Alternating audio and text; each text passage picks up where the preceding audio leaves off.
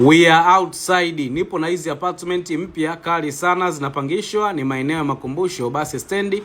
Ni za chumba, sebule, jiko na choo chake, zina full AC pamoja na heater.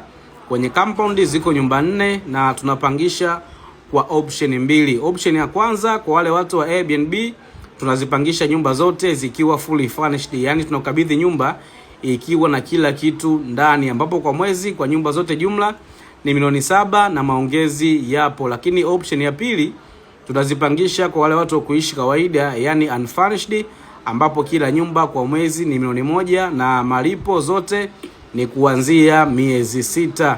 Nyumba ni nzuri sana mpya, zina kila kitu ndani, vyoo vinawekwa vizuri kabisa, shower za kisasa kabisa. Kiukweli kama unahitaji nyumba mpya za kisasa maeneo ya mjini, iwe mtu wa BNB au wa kuishi kawaida, basi hizi hapa ni mpya kabisa, zimenyooka na hazina kipengele.